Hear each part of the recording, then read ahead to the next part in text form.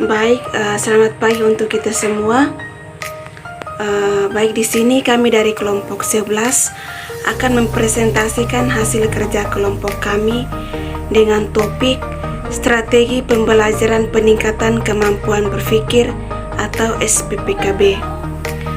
Di sini nama-nama kelompok: Adriana Pedabulu, Maria Rosalinda Boneua atau saya sendiri, dan juga Yerni Esanda.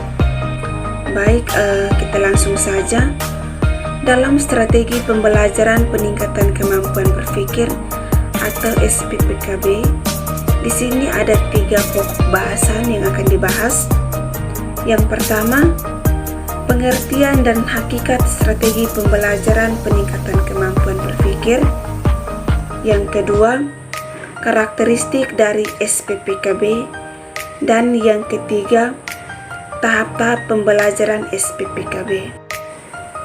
Baik, yang pertama kita akan membahas pengertian dan hakikat strategi pembelajaran peningkatan kemampuan berpikir. Model strategi pembelajaran peningkatan kemampuan berpikir atau SPPKB adalah model pembelajaran yang bertumpu kepada perkembangan kemampuan berpikir siswa melalui telaah fakta-fakta atau pengalaman anak sebagai bahan untuk memecahkan masalah yang diajukan. Maksud dari model pembelajaran yang bertumpu pada perkembangan kemampuan berpikir adalah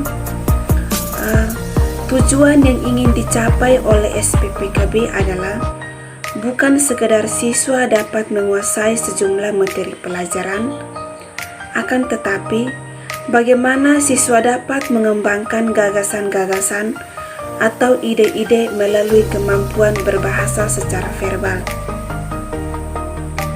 Ada juga sasaran akhir dari SPPKB adalah kemampuan anak untuk memecahkan masalah-masalah sosial sesuai dengan taraf-taraf perkembangan anak.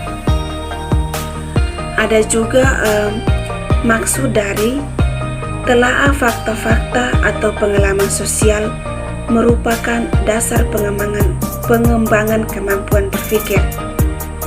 Artinya di sini bahwa pengembangan gagasan dan ide-ide didasarkan kepada pengalaman sosial anak dalam kehidupan sehari-hari atau berdasarkan kemampuan anak untuk mendeskripsikan hasil pengamatan mereka terhadap berbagai fakta dan data yang mereka peroleh dalam kehidupan mereka sehari-hari.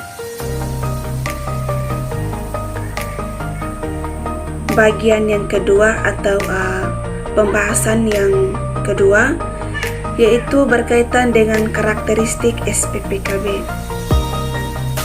Yang pertama, proses pembelajaran melalui SPPKB menekankan kepada mental siswa secara maksimal.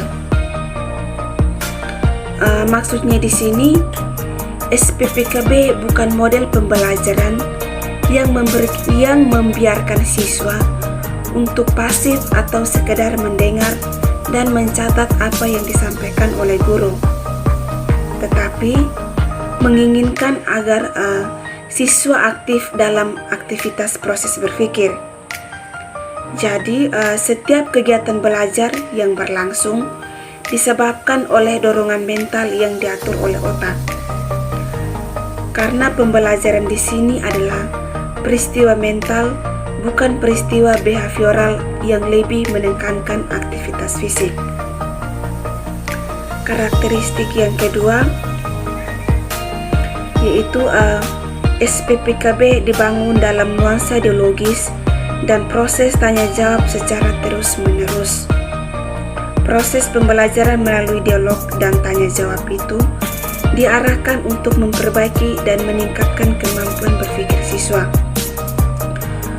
Maksudnya di sini, sehingga siswa menjadi memiliki pandangan tersendiri atas solusi atau cara pemecahan masalah yang telah diberikan, yang pada gilirannya kemampuan berpikir itu dapat membantu siswa untuk memperoleh pengetahuan yang mereka konstruksi sendiri. Karakteristik yang ketiga, SPPKB adalah model pembelajaran yang menyadarkan kepada dua sisi yang sama pentingnya, yaitu sisi proses dan hasil belajar. Yang dimaksud dari proses belajar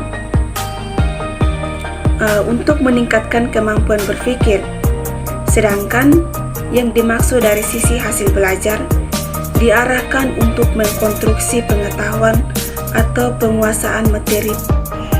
Baik, perkenalkan nama lengkap saya Adriana Pedabulu. Di sini saya akan menjelaskan materi yang kedua. Nah, materi yang kedua itu tahap-tahap pembelajaran SPPKB. Nah, tahap-tahap SPKB itu terbagi atas 6. Yang pertama itu tahap orientasi. Nah, pada tahap ini guru mengkondisikan siswa pada posisi siap untuk melakukan pembelajaran. Tahap yang kedua itu tahap pelacakan. Pada tahap pelacakan adalah tahap penjajakan untuk memahami pengalaman dan kemampuan dasar siswa sesuai dengan tema atau pokok persoalan yang akan dibicarakan. Yang ketiga, tahap konfrontasi. Nah, pada tahap konfrontasi adalah tahap penyajian persoalan yang harus dipecahkan sesuai dengan tingkat kemampuan dan pengalaman siswa. Tahap yang keempat itu tahap inquiry. Tahap inquiry adalah tahapan terpenting dalam SPPKB. Pada tahapan inilah siswa berpikir yang sesungguhnya. Melalui tahap inquiry, siswa diajak untuk memecahkan persoalan yang dihadapi. Tahap yang berikut tahap akomodasi. Nah, pada tahap akomodasi adalah tahapan pembentukan pengetahuan baru melalui proses penyimpulan. Pada tahapan ini, siswa dituntut untuk dapat menemukan kata-kata kunci sesuai dengan topik atau tema pembelajaran. Nah, tahapan yang terakhir itu tahap transfer. Tahap transfer adalah tahap penyaji masalah baru yang sepadan dengan masalah yang disajikan. Tahap transfer dimaksudkan sebagai tahap agar siswa mampu mentransfer kemampuan berpikir siswa untuk memecahkan masalah-masalah baru.